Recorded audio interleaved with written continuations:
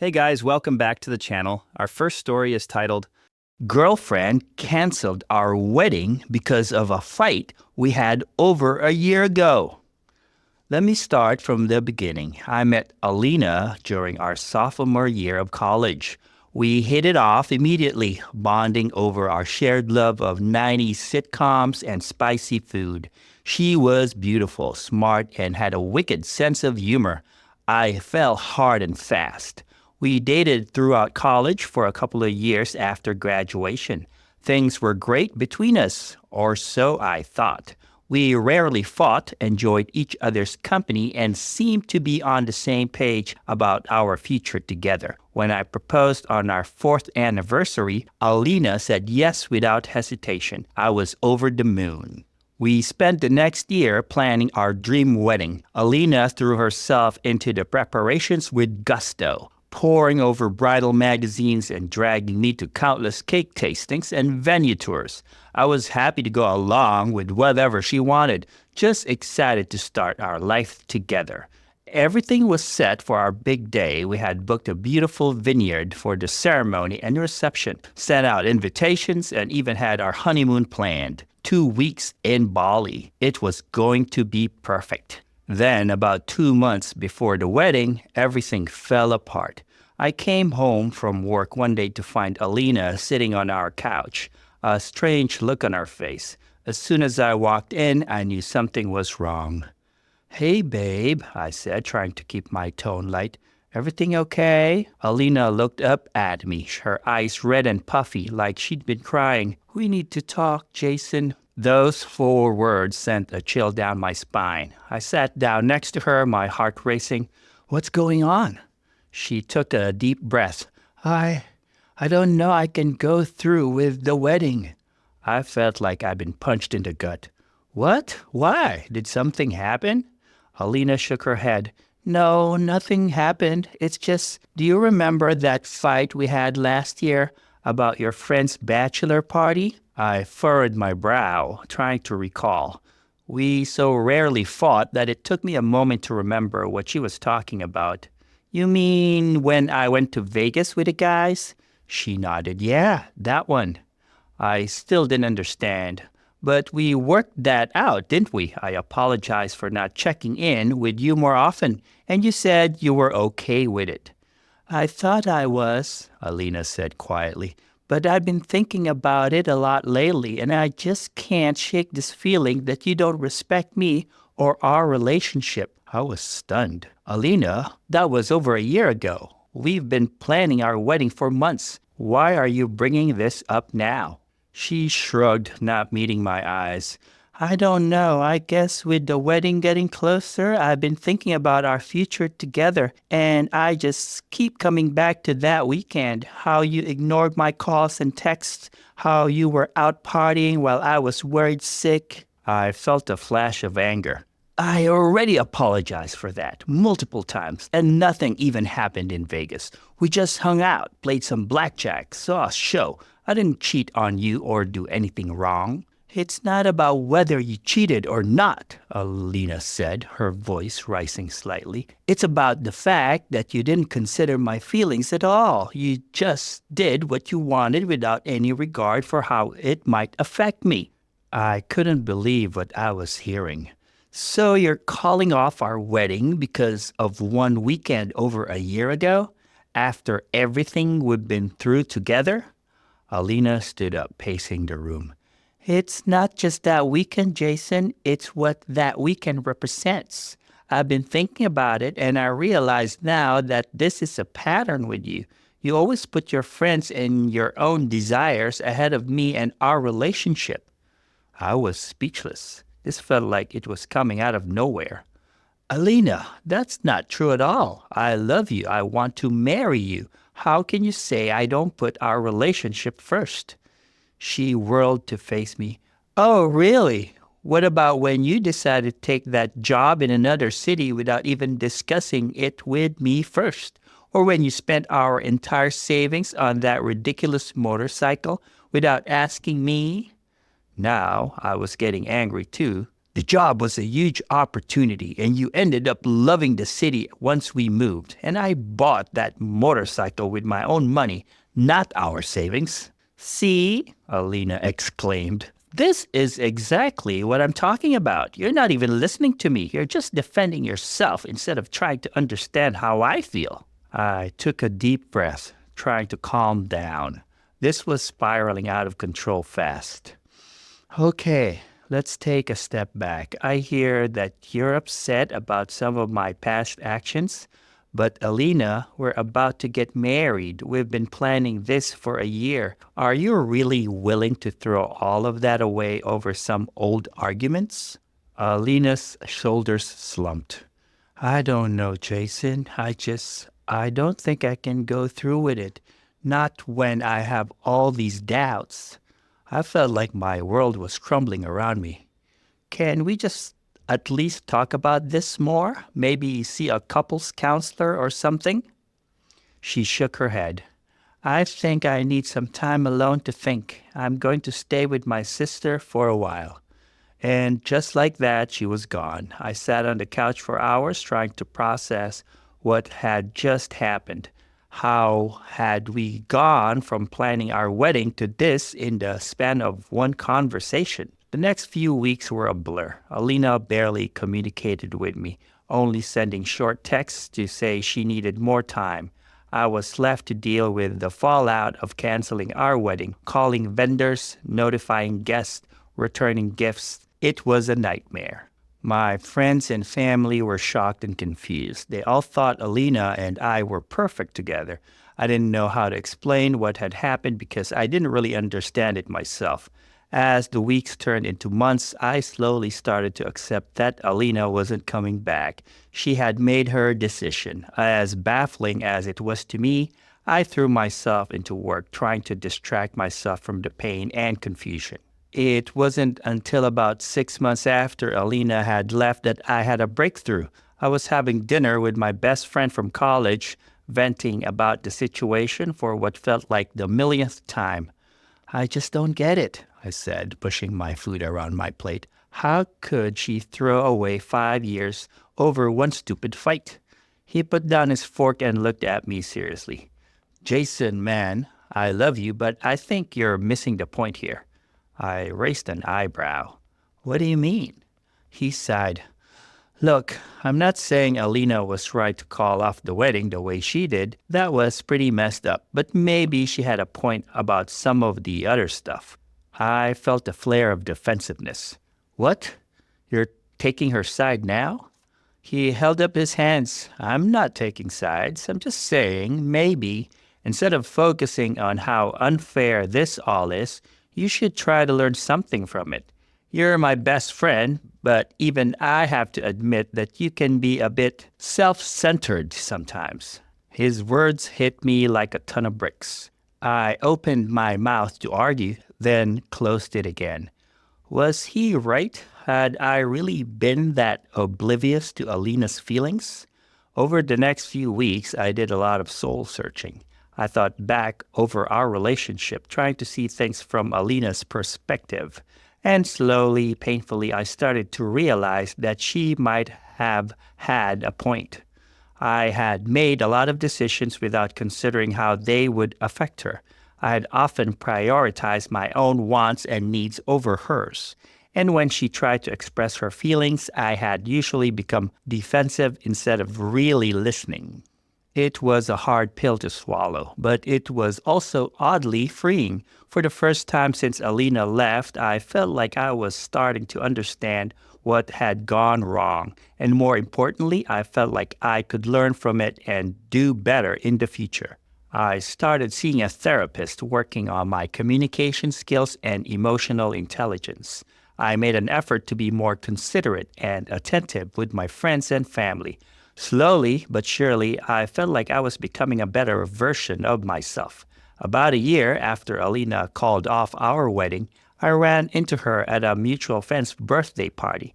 It was awkward at first, but as the night went on, we found ourselves talking more easily.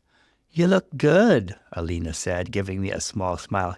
You seem different somehow. I nodded. I feel different. I've been doing a lot of work on myself this past year. Actually, I owe you a thank you. She looked surprised.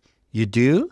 Yeah, I said. It took me a while, but I finally understood what you were trying to tell me about how I didn't always consider your feelings or put our relationship first. You were right, and I'm sorry it took losing you for me to realize that.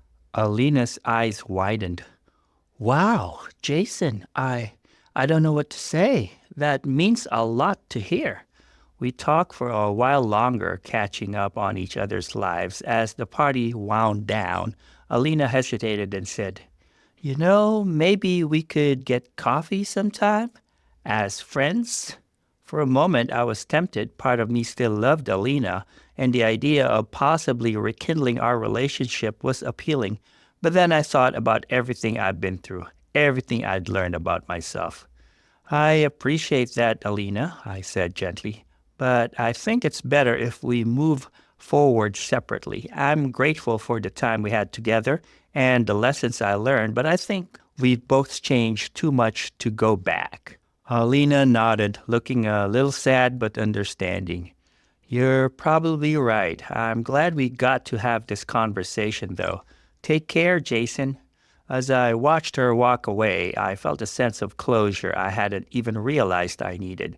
Alina and I weren't meant to be, but our relationship and its end had shaped me into a better person.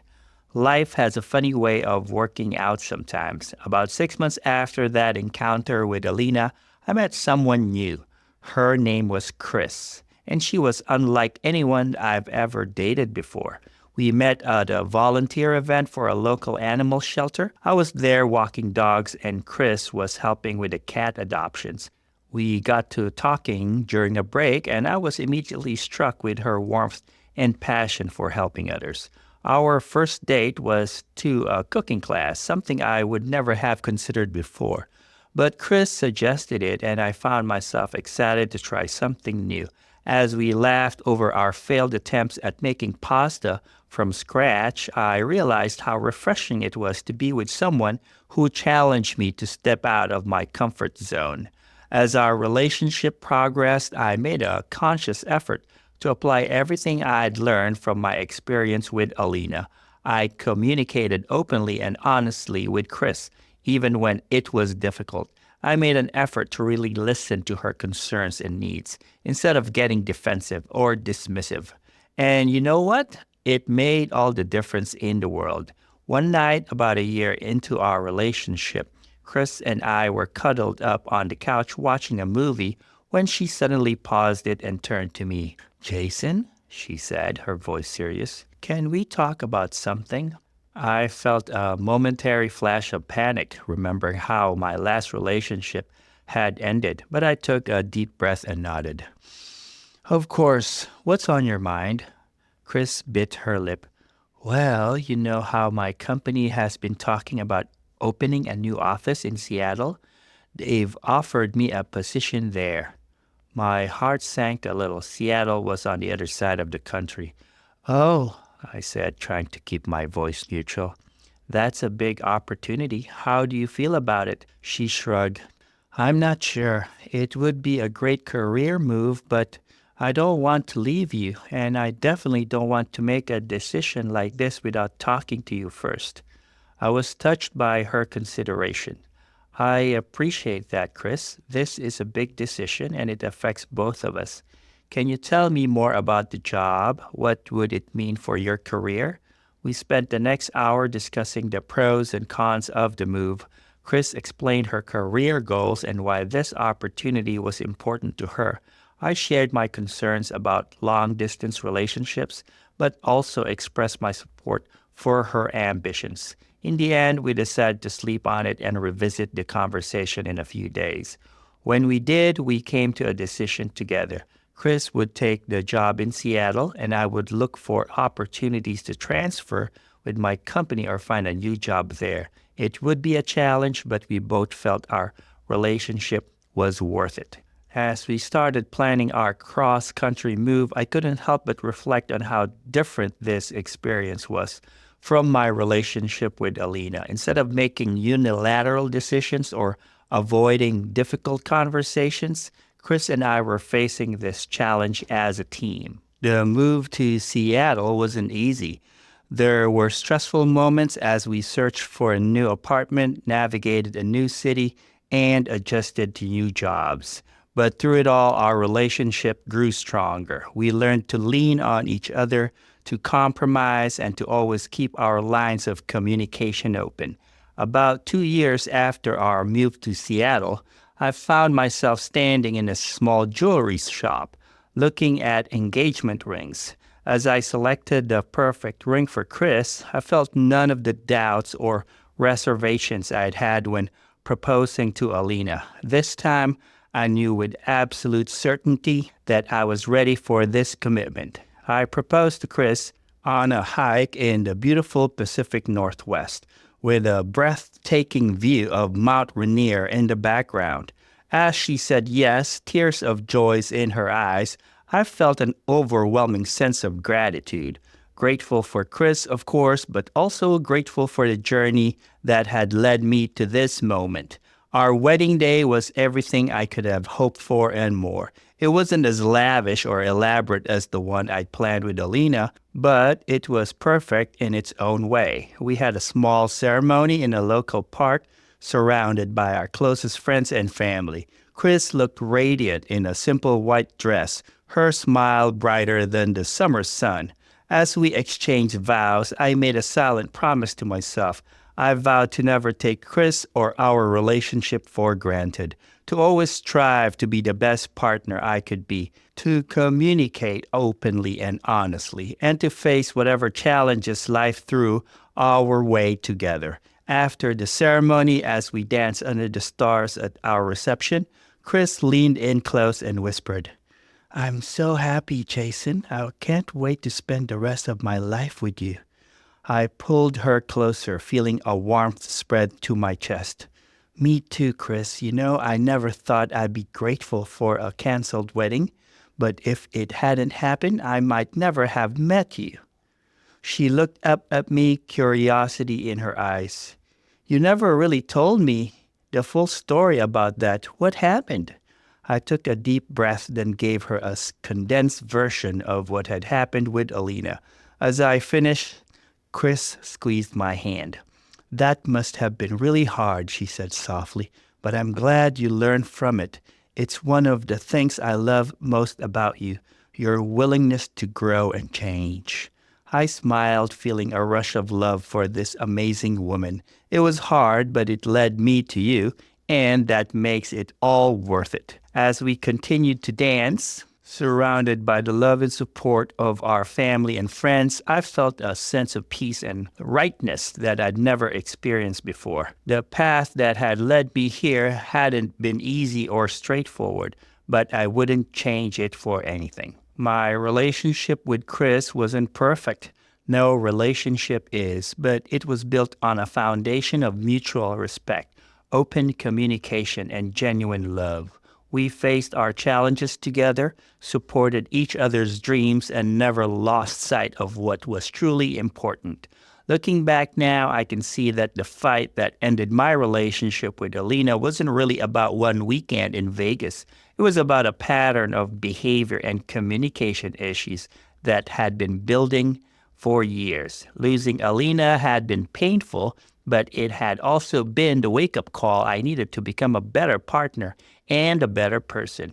To anyone out there struggling with relationship issues or recovering from a painful breakup, I want to say this. Don't be afraid to look inward and examine your own behaviors and patterns. It's not easy and it might be painful, but the growth that comes from that self-reflection is invaluable. And remember, sometimes what feels like an ending is really just the beginning of something even better. My canceled wedding had felt like the end of the world at the time, but it had actually been the first step on the path to true happiness. As Chris and I left our wedding reception hand in hand and ready to start our new life together, I felt nothing but gratitude and hope for the future. Whatever challenges lay ahead, I knew we would face them together with love, respect, and open hearts. And really, What more could anyone ask for in a marriage? Here are my thoughts about this story. Just, can we talk about how wild it is that Alina called off the whole wedding over a fight from a year ago? I mean, I get it. Sometimes old issues resurface, but dang, that's like ordering a pizza, waiting an hour for it to arrive, and then being like, nah, I'm good, because you remember that one time the delivery guy was late last year. It's just a lot. But you know what? The more I think about it, the more I see where Alina was coming from. Don't get me wrong, I'm not saying she handled it well, because she didn't, but I've been in relationships where little things build up over time, and suddenly you're looking at your partner like, who even are you? It's rough. Now let's talk about my boy, Jason. At first, I was totally on his side. I mean, the poor dude had the rug pulled out from under him, right? But then as the story went on, I started to see some red flags. Like, man, if your girl is telling you she's upset about something, maybe don't jump straight to defending yourself and dismissing her concerns. I gotta give Jason props though. He took that loss and turned it into a learning experience. That's some real growth right there. It's not at all easy to look at yourself and be like, yeah, I messed up. The part that really got me was when Jason ran into Alina at that party. You could feel the tension through the screen, I swear. But the way he handled it, chef's kiss. He acknowledged his mistakes, thanked her for the wake-up call, and then, this is the kicker, he turned down the chance to reconnect. That's some self-respect if I've ever seen it. Now, let's talk about Chris. Can I just say that she sounds like a freaking catch? The way they communicated about that Seattle move was beautiful. That's how you do it, folks. None of this, I'm moving, deal with it nonsense. They talked it out like adults, weighed the pros and cons, and made a decision together. It's almost like good communication leads to better relationships. Who knew? But for real, the contrast between Jason's relationship with Alina and his relationship with Chris is night and day. It's like watching someone go from playing hot cross buns on the recorder to absolutely shredding on a guitar. The growth is real, and it's inspiring. I think what hit me hardest about this story is how relatable it is. We've all had those relationships where things just don't quite click, where we're not on the same page. And yeah, it sucks when they end, but sometimes that end is exactly what we need to level up, take responsibility, and become better partners. And now, guys, we will move on to the second story of the video. Please like the video if you have enjoyed it so far. The story starts like this. Girlfriend gave me an ultimatum between her and my late wife's memories. I never expected to find love again after losing Ivy. When she passed away from cancer 3 years ago, I thought my heart had died with her. Ivy was my high school sweetheart, my best friend, my soulmate. We had been married for 12 wonderful years before she got sick. Watching her fade away over those final months was the hardest thing I've ever experienced. After she died, I was lost. The grief was all-consuming. For that first year, I could barely function. I went through the motions at work, but otherwise, I just existed in a fog of pain and loneliness. My friends and family tried their best to support me, but nothing could fill the ivy-shaped hole in my life. Gradually, with time and therapy, I started to heal. I knew Ivy wouldn't have wanted me to give up on life, so I forced myself to start living again, reconnecting with friends, pursuing hobbies, traveling a bit. But romance was the furthest thing from my mind. I couldn't imagine ever loving anyone the way I had loved Ivy. That's why it took me completely by surprise when I met Aubrey. It was at a friend's barbecue about 18 months after Ivy passed. Aubrey was funny, whip-smart, and easy to talk to. For the first time since losing Ivy, I found myself genuinely enjoying a conversation with a woman. We exchanged numbers and started texting. At first, I was hesitant to pursue anything. The thought of dating again felt almost like a betrayal to Ivy's memory. But my therapist encouraged me to be open to the possibility of finding companionship again. She reminded me that Ivy had made me promise not to close myself off to love if something happened to her. So I agreed to go on a date with Aubrey. It was awkward at first. I felt like I had forgotten how to do this. But Aubrey was patient and understanding. She knew about Ivy and my history. We took things slow, getting to know each other as friends first. Over time, I found myself falling for Aubrey. It wasn't the same intense, all-consuming love I had felt for Ivy. This was softer, more mature, but it was real. For the first time in years, I felt hopeful about the future again. Things progressed, and after about 6 months of dating, Aubrey and I became official. She was smart, ambitious, and adventurous. We shared similar values and life goals. She made me laugh and challenge me intellectually. I loved how passionate she was about her career as an environmental lawyer. The only issue that came up early on was Aubrey's discomfort with reminders of Ivy in my life. I had kept our bedroom largely the same after Ivy died, leaving her clothes in the closet and photos on the nightstand.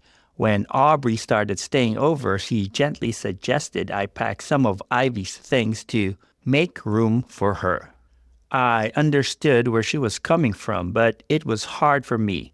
Ivy had been such a huge part of my life for so long. Erasing all signs of her felt wrong, but I also wanted Aubrey to feel comfortable in my home. So I compromised by moving Ivy's clothes to the guest room closet and putting away some of the photos.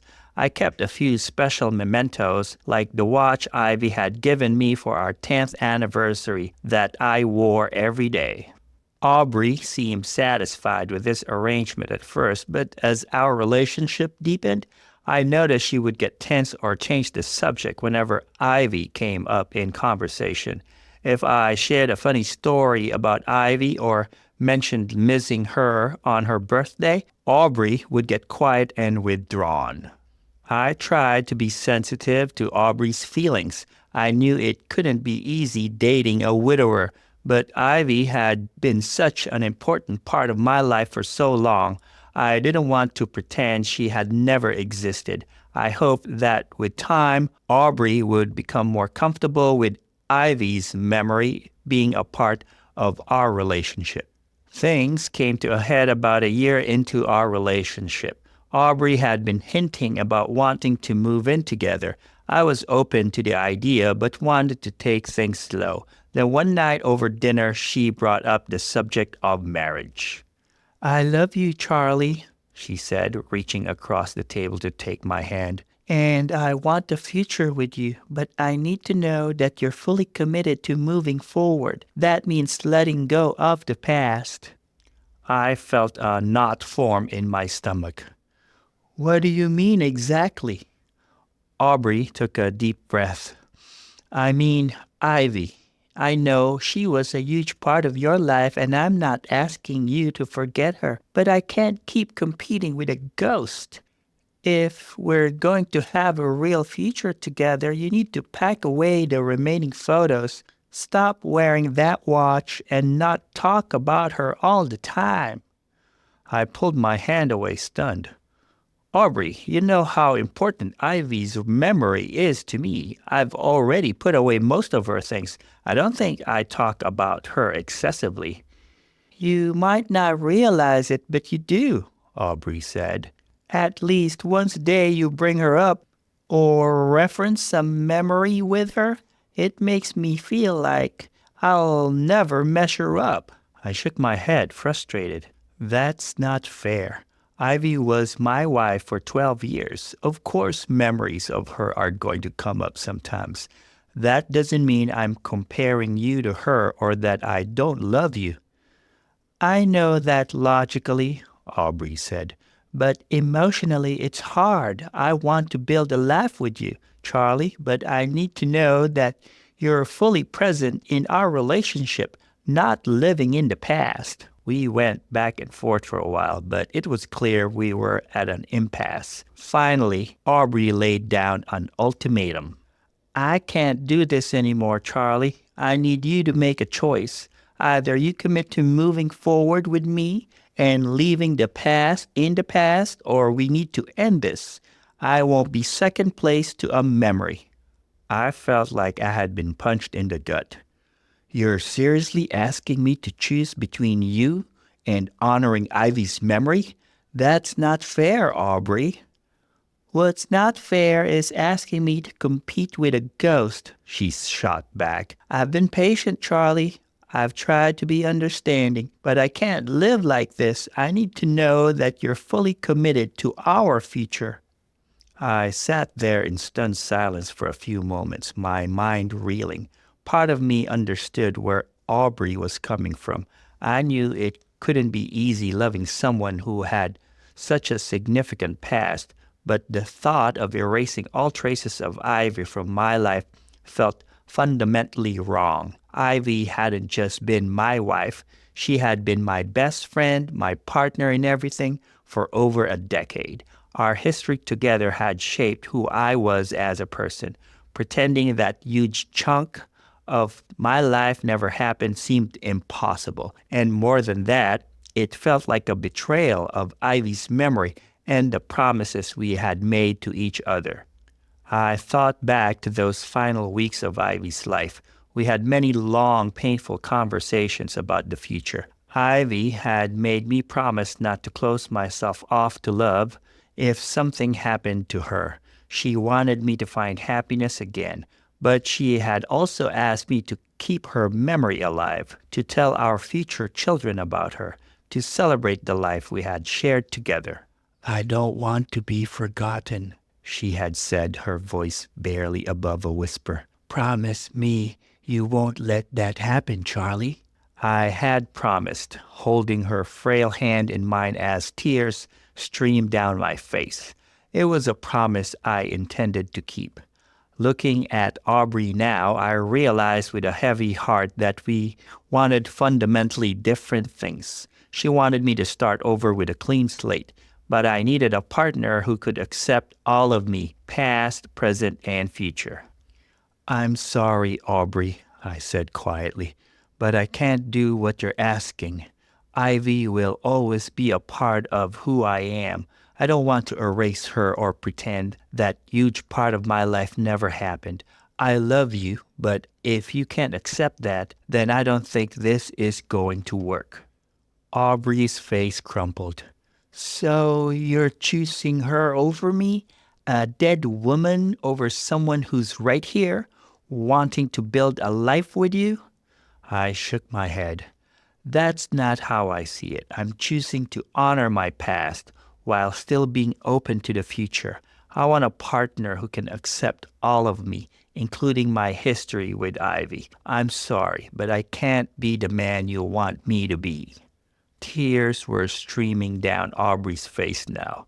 I can't believe you're doing this. I thought you loved me. I do love you, I said gently, but not in the way you need. You deserve someone who can give you their whole heart without reservation. And I'm realizing that I'm not in a place to do that right now. I'm sorry. Aubrey got up abruptly, grabbing her purse. I need to go. I can't be here right now. I nodded, my own eyes stinging with unshed tears. I understand. Take care of yourself, Aubrey. She paused at the door, turning back to look at me. For a moment, I thought she might change her mind, but then her expression hardened. I hope you're happy with your memories, Charlie, because that's all you'll have. With that, she walked out, slamming the door behind her. I sat there for a long time, emotions swirling through me. Sadness at losing Aubrey, guilt over hurting her, but also a sense of relief. I knew I had made the right choice, even though it was painful. The next few weeks were rough. Aubrey and I had been together for over a year, and her absence left a void in my life. There were moments I second-guessed my decision, wondering if I had made a huge mistake.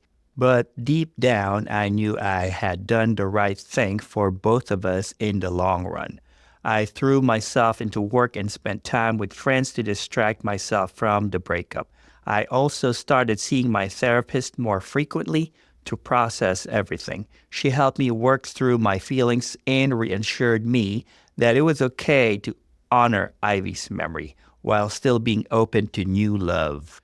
You don't have to choose between your past and your future, Charlie, she told me. The right person will understand that Ivy will always be a part of you. They'll support you in honoring her memory while building a new life together. Those words gave me hope. Maybe someday I would find someone who could accept all of me, past, present, and future. But for now, I was focused on healing and rediscovering who I was as an individual. About 2 months after the breakup, I decided to take a solo trip to Ivy's favorite place, a small beach town on the Oregon coast where we had honeymooned. I knew it might be emotionally difficult, but I felt drawn there. I spent my days walking on the beach, hiking in the nearby state park, and reflecting on my life.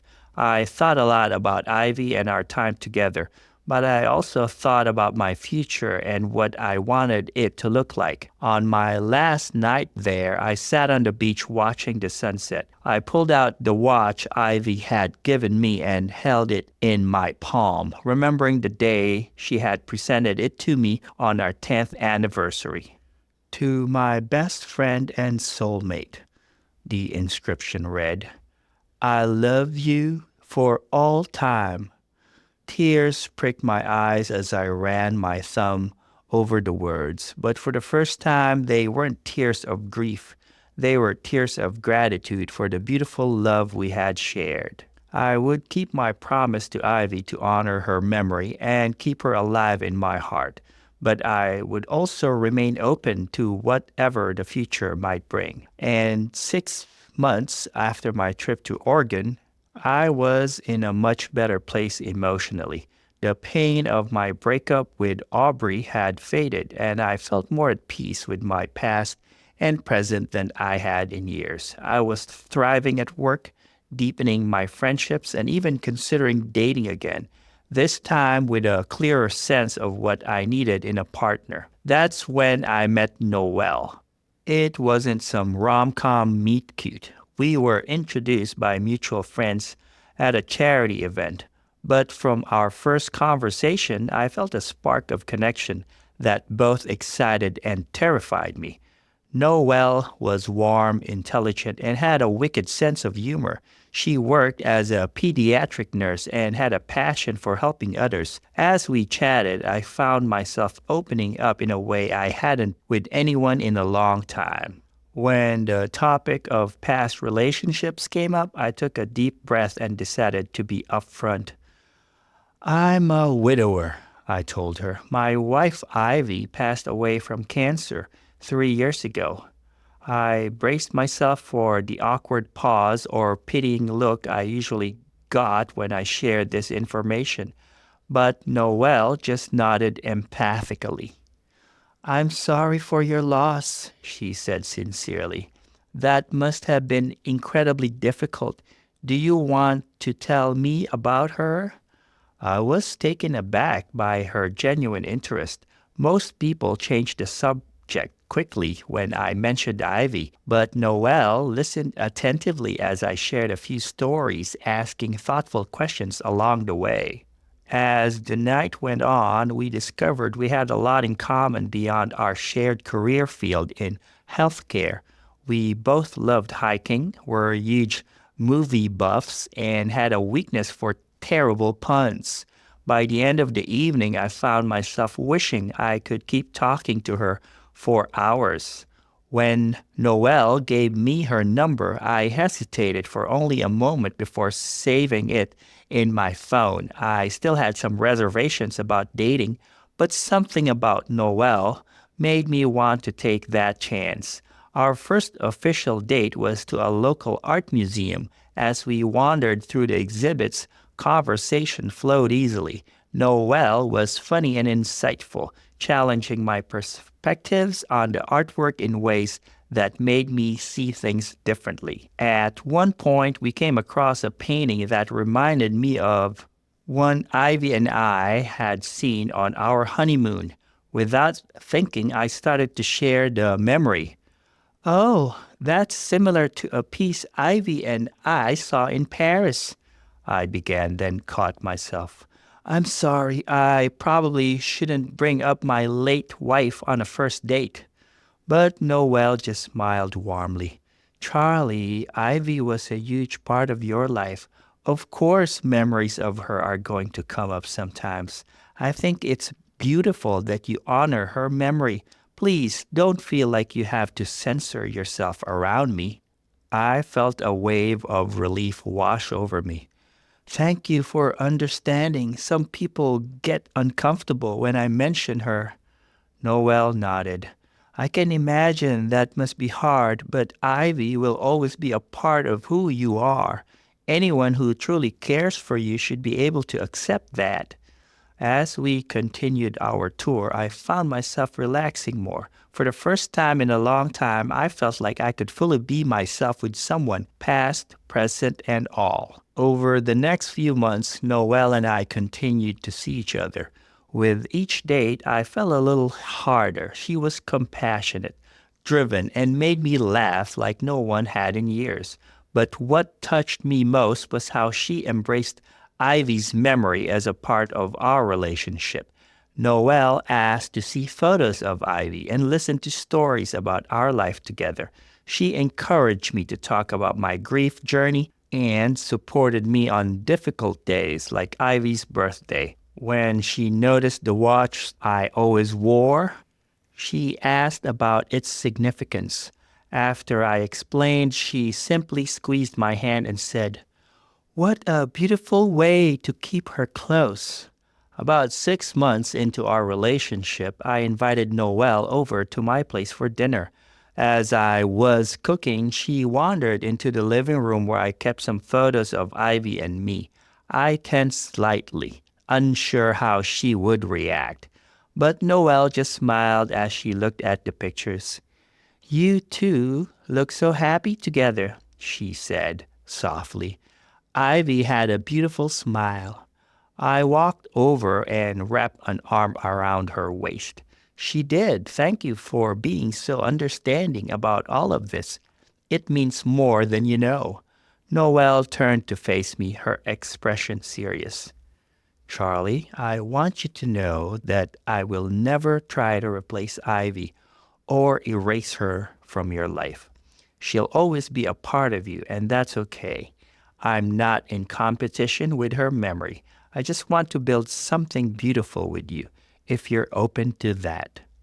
Tears pricked my eyes as I pulled her close. "I am open to that, more than I ever thought I could be again." As I held Noelle, I sent up a silent thanks to Ivy.